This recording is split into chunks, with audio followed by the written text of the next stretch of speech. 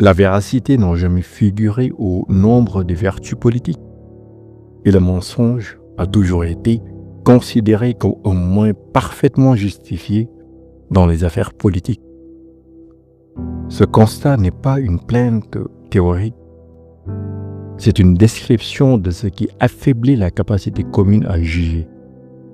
Quand le mensonge s'installe comme un instrument possible, le tissu qui lie citoyens, institutions et paroles se déchire doucement, puis soudainement. Précisément, il faut tenir deux éléments essentiels en même temps. La liberté des opinions et l'ancrage solide des faits. Ce ne sont pas des forces opposées, mais des mouvements qui se complètent et se renforcent mutuellement. En d'autres termes, l'opinion a besoin de pluralité pour exister. Mais sans fait partagé, sans fait vérifié, elle se dissout dans les certitudes. À vrai dire, penser dans l'espace public, c'est exercer le jugement. Ce n'est pas appliquer une règle d'autorité, c'est se mettre à l'épreuve de l'autre. On juge mieux quand on sait imaginer la perspective de ce qui nous entoure. Le jugement est cette discipline qui nous force à poser les faits, puis à confronter les points de vue dans un espace commun. Considérons, et quand la langue se dégrade, quand les mots se retournent, se vident de sens, se transforment en slogans, nous perdons la capacité de nous orienter. Un peuple qui ne peut plus rien croire ne peut se faire une opinion. Il est privé non seulement de sa capacité d'agir, mais également de sa capacité de penser et de juger. La portée de cette phrase est simple. Sans confiance minimale dans des faits accessibles à tous, la délibération démocratique s'effrite. C'est la condition même de l'action collective qui se perd. En clair, une deuxième tension surgit, à la fois intime et politique, celle qui oppose l'utile au juste. L'utile promet la facilité, la gratification immédiate. Le juste, par contre, lui, exige souvent perte, conflit et patience. On pourrait se dire, choisir l'utile c'est pragmatique, et pourtant, c'est précisément cette recherche du confort qui ouvre la première fissure de l'incohérence. Car, à force de modeler nos actes sur l'avantage, ne finit-on pas par se couper de soi-même ou de l'essentiel de l'existence? C'est une question qui interpelle tout le monde. Pour être précis, la démocratie ne tombe pas seulement sous les coups d'un pouvoir brutal. Elle s'érode aussi quand les compromis laissent le juste céder au confort immédiat. Protéger l'image au détriment de la justice mine la confiance de tous. Surtout, il faut garder en équilibre deux exigences fondamentales de la vie politique.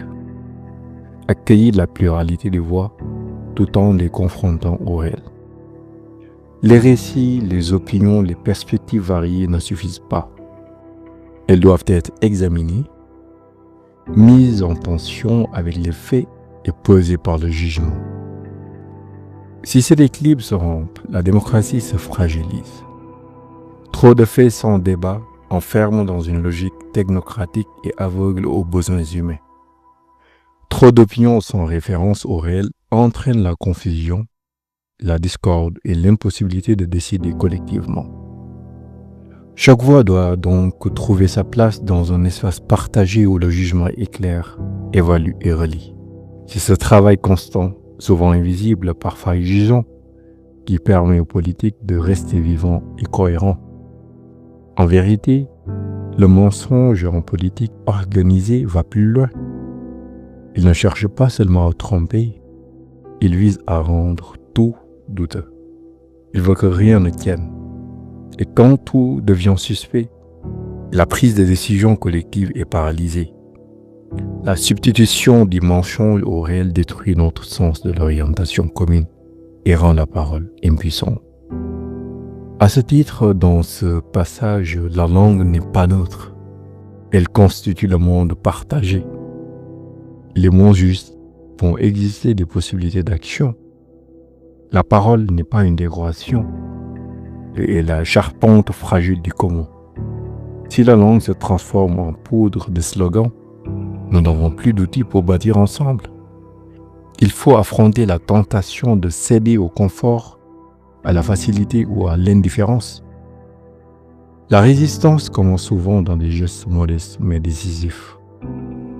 Vérifier avant de partager une information, réfléchir avant d'accuser, préférer la nuance à l'effet immédiat, dire non quand le silence devient complice.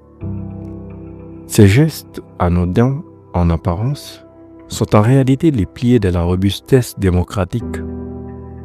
Ils construisent une résistance concrète, quotidienne, qui protège le lien commun et la confiance collective bien mieux que tous les discours théoriques. Sans détour, la responsabilité que demande la vérité est liée à l'action. Dire vrai, ce n'est pas se draper dans une pureté morale, c'est accepter les conséquences. La parole responsable engage. Elle oblige à répondre de soi, de ses mots, de ses choix et des effets produits. La vérité met fin aux apparences d'innocence. Et le pouvoir, ce n'est pas la domination, mais la capacité d'agir ensemble. Comme l'a formulé Hannah Arendt, le pouvoir correspond à la capacité d'agir de concret. Enfin, le pouvoir se construit dans la coopération, dans la capacité de faire quelque chose à plusieurs. Il n'existe pas dans la solitude des chefs, mais dans le réseau des responsabilités partagées. Retenons, c'est pourquoi la protection des faits, la qualité de la langue publique, la formation du jugement sont des enjeux de premier ordre. Les institutions comptent, en effet, mais ne remplacent pas la vertu civile. La vertu ici n'est pas réclamée, c'est l'exigence morale entre le savoir, la parole et l'action. Pour conclure, en effet, dire la vérité dérange toujours l'ordre établi. Il met en tension, oblige à repenser ce que l'on tient pour acquis.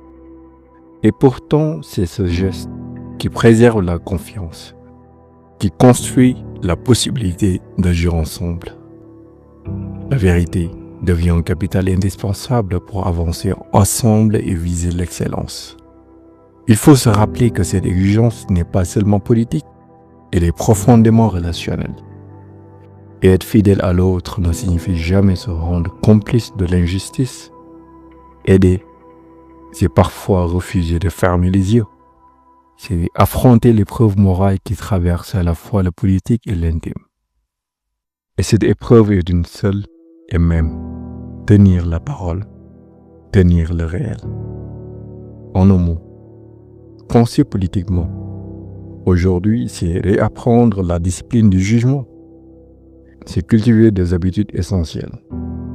D'une part, l'exercice d'imagination morale, c'est-à-dire se mettre à la place de l'autre. D'autre part, l'exigence de vérification, c'est-à-dire exiger que les allégations puissent se confronter aux faits. Sans ces deux gestes, la parole publique se délie de la réalité. D'ailleurs, il est facile de renvoyer la responsabilité au système, aux algorithmes, aux institutions lointaines. Il est confortable de croire que ce qui cloche se réparera ailleurs. Mais la démocratie commence et finit par les sujets qui la composent. Si les sujets renoncent à l'effort de la lucidité et du jugement, la réparation ne suffira pas.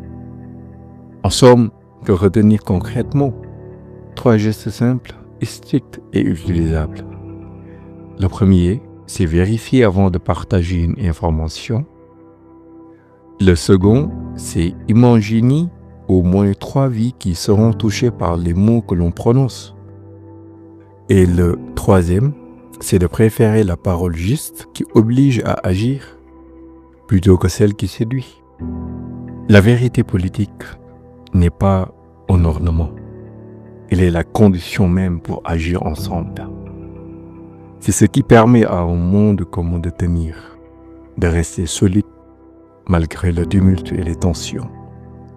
Et chacun doit endosser cette responsabilité de faire un travail sur lui-même.